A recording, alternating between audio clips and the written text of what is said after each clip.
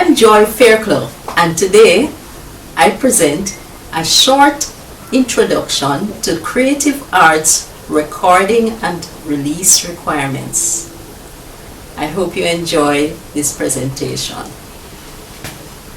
My company is Joy Music Ltd, and today we're looking at some topics beginning with recording studio dynamics.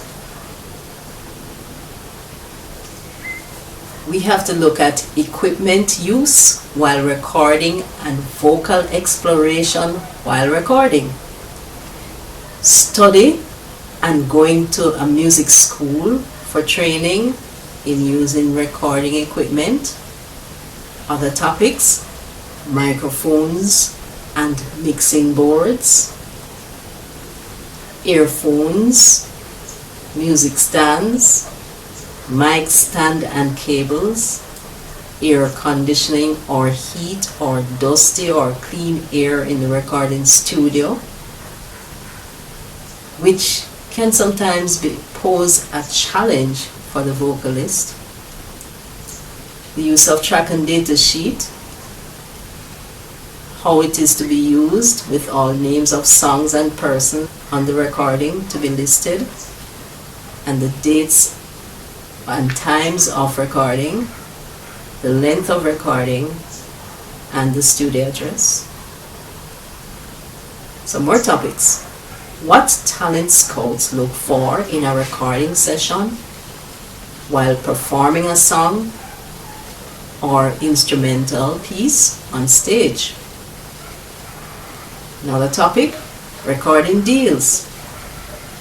Other topics: registration of product, work for hire, session work, royalty payment, copyright registration, percentage of a licensed payment, percentage of a print license, percentage of a synchronization license, percentage of a digital license. All artists are to train like athletes do with their body. Additionally, the artist has to train with their instrument to master the instrument. Flexibility and endurance in the voice and body go hand in hand. We think of the voice as an instrument, just as the painter's palette and paintbrush is their instrument. The music engineer has the digital and analog instrument which they use as their equipment for work. What instruments are to be used must be known, studied, and utilized in practice by the artist, music engineer, and musician to master the skills of performance on the instrument. Sound equipment use plus vocal and music instrument training must be a part of the artist's daily life. The other aspect of handling the recording in the studio is the administrative work which must be done for each song. The choices a talent scout makes are affected by the shown ability and knowledge of the use of the voice with good technique and wise musical choices. Their choices are also affected by the shown ability and knowledge of the use of the sound equipment, the stage, and sound room. There are other things affecting the recording and production of the voices, such as lyrical clarity, message delivery, the weather or air condition or the condition of the air conditioning unit being used, vocal adjustments, personal image care, vocal expression on stage, and the use of expression while performing the recording. The movement and use of the body for expression on stage or in the recording studio must be taught to the creative artist so that appropriate movements are used to create the best possible production. Many times, amongst the untrained creative person or amongst the young creative person, some aspects of those areas are overlooked. The message in the music or creative work or product gets lost, and no proper interactive communication is made with the audience. The message must be seen or heard or felt in the picture, the painting, the sculpture, the dramatic piece, the dance, or any type of creative art form. Especially important to the talent scout's choice is the awareness of the artist regarding some aspects of visual and performing arts administration and the ability to speak wisely with interesting thoughts shared in interviews. An unwise artist who lacks in knowledge about their own business shows themselves lacking knowledge by their unawareness of what a track and data sheet is and how it is to be written up in the studio. All recording deals should start with the information about the names and percentages agreed to by the songwriters, who are like the tune writer and lyricist, the arrangers, the musicians who come up with their compositional parts, and the executive producer who pays for the recordings to be produced by the creative persons and the producer of the recording. Further information to be written down on the track data sheet are the names of persons, entities. As we said before, some of them are writers, singers, musicians, DJ, composer, arranger, video company, videographer, scriptwriter, publisher, producer, executive producer, distributor. And all these people should have their names on the recordings.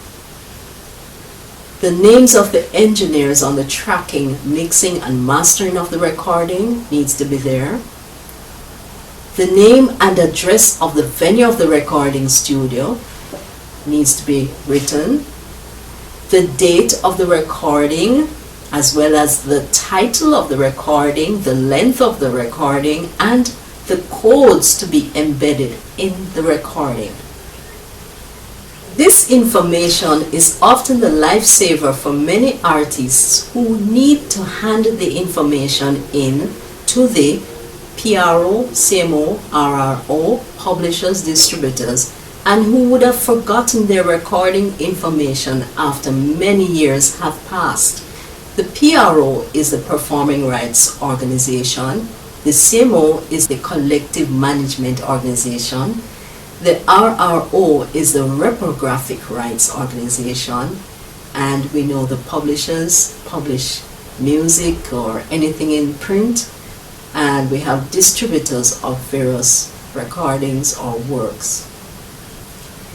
Before starting a recording session, it must be clear if this is a session for work for hire. In other words, you are paying the person for their service as a one-time fee. It must be clear if the creative artist is signing away his or her royalty, which means he or she will not be collecting any royalties.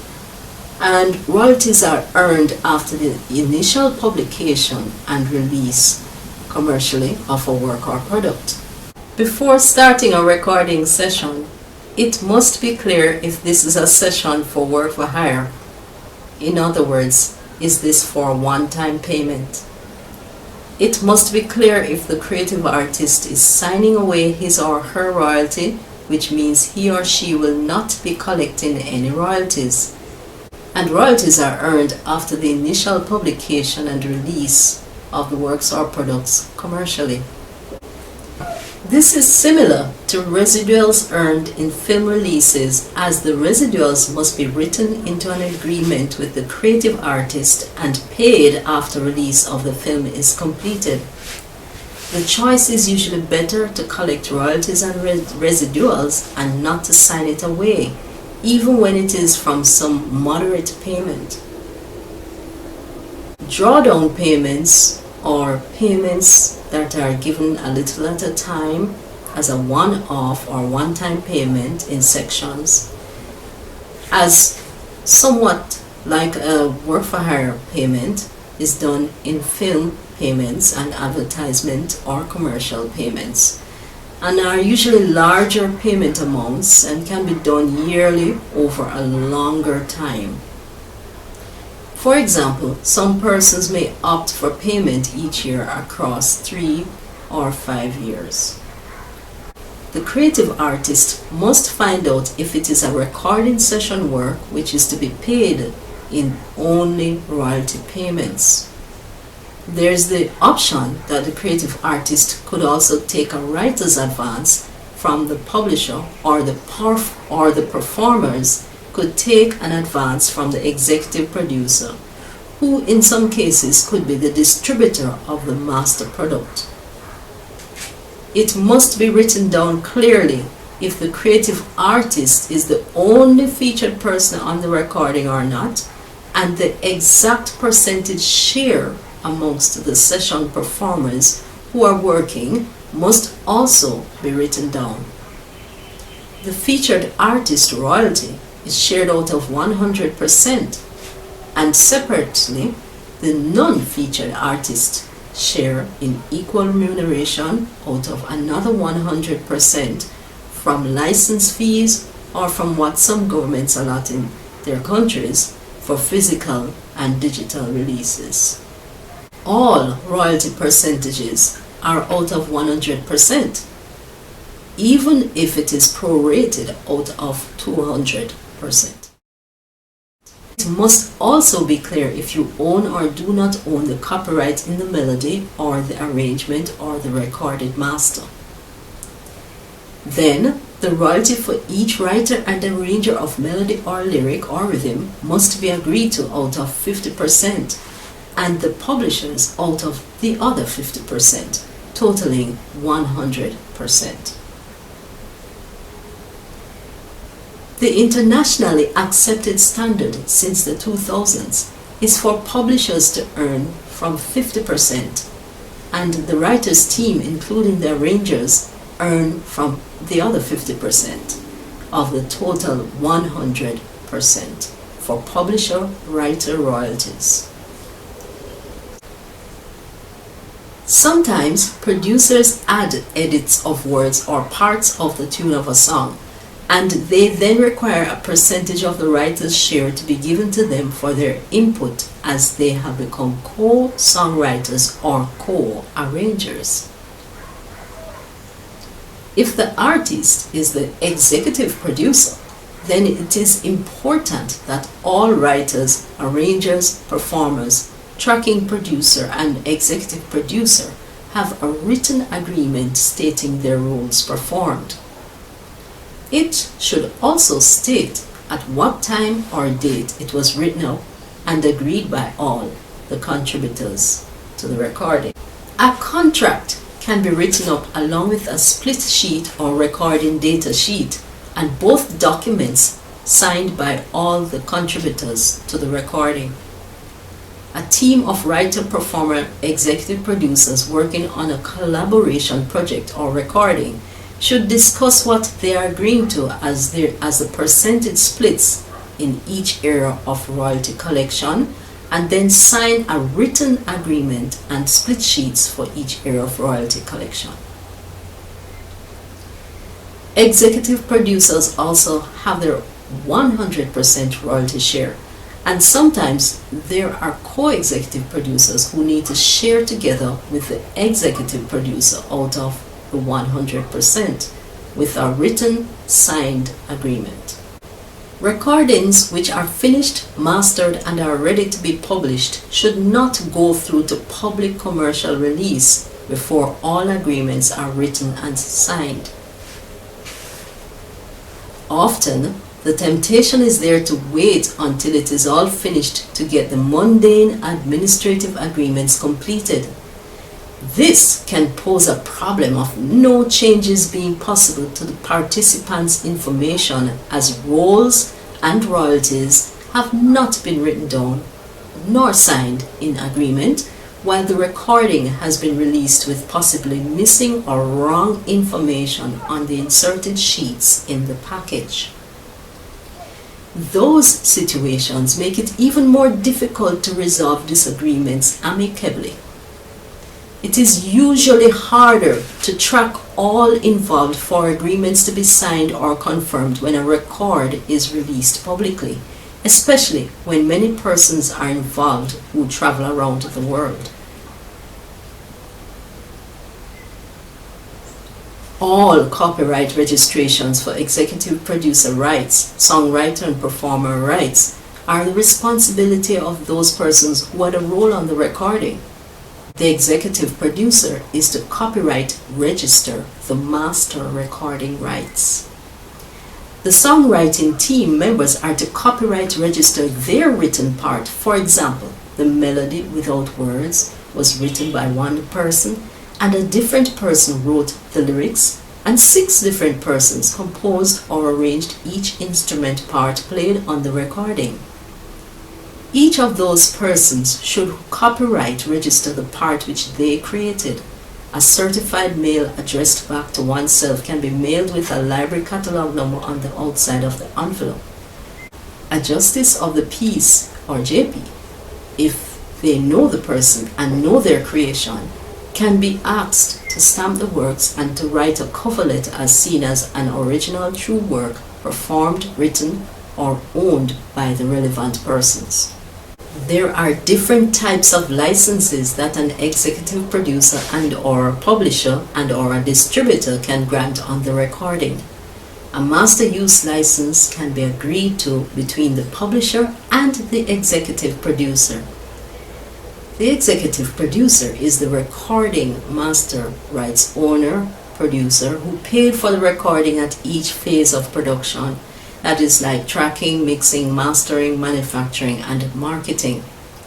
One of the confusions in Jamaica is the use of the word producer to mean executive producer or rhythm arranger or writer. This causes the wrong payment of royalties to the wrong person. In the past, a producer was considered the executive producer, and sometimes the producer was attributed the role of rhythm composer or arranger when they were not. The producer in the real meaning of the word is the overseer of the production, who guides the production of the recording as it is tracked, mixed, mastered, manufactured, and distributed. The executive producer was the person who funded the production. The rhythm composer or arranger was most often the musicians, and each musician added their own created part, their own arranged part, to the rhythm. The only deviation to that practice is the producer or engineer, who now uses a digital software to record various instruments, and that producer and or engineer would then own their rights as performer and creator of the rhythm tracks. Those royalties would be paid to the rhythm producer if no one told the producer or engineer what to play on the recording. The terrible repercussions of those past mistakes were lawsuits being issued to some producers who unfairly took the performers' and writers' rights for themselves, and sometimes persons' lives were threatened and people died. Those past mistakes, in some cases, are still haunting the Jamaican creative arts industry. Master use licenses can range in value from 100 or 200 US dollars to thousands of US dollars. It depends on the market salability of the mastered recording. The executive producers and or assigned publishers and or assigned distributors can negotiate master use licenses for the executive producer's production to be sold as recordings. The assigned publisher of the writer can negotiate for the writer's percentages on the works and recordings to be released or published. Split sheets and Excel data administration spreadsheets are most often used along with the Access type computer software for data entry at royalty collections agencies and publishing administration companies. Individuals who perform, publish, distribute, market, promote, and record are always encouraged and taught in schools to use these same split sheets and spreadsheets and computer data entry software for entering and preserving and backing up their data of products, sales income, royalty income, and inventory stock taking. It is the responsibility of the creative artist to use the data entry systems just mentioned to keep track of their assets, which are daily sales income, royalties, products purchased, products bought on consignment, and stocks of products.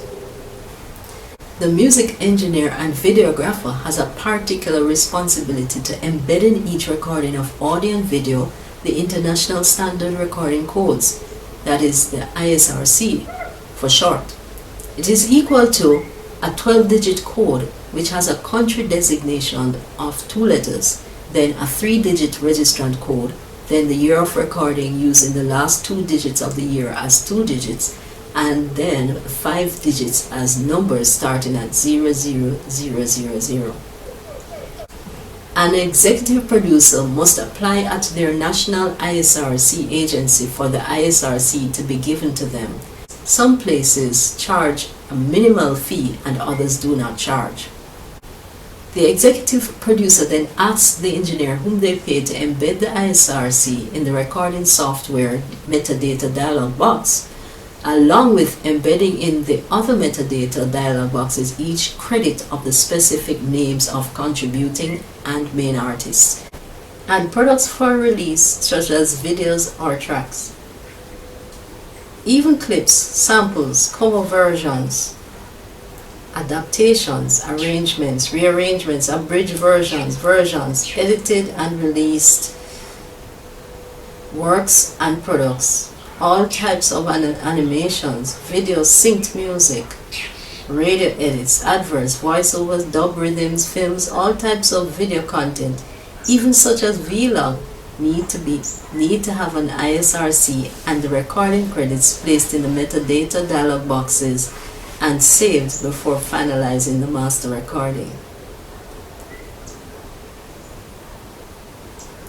Cue sheets must be handed over to the royalty collections agency by the studio producer, the show promoter, and the disc jockey.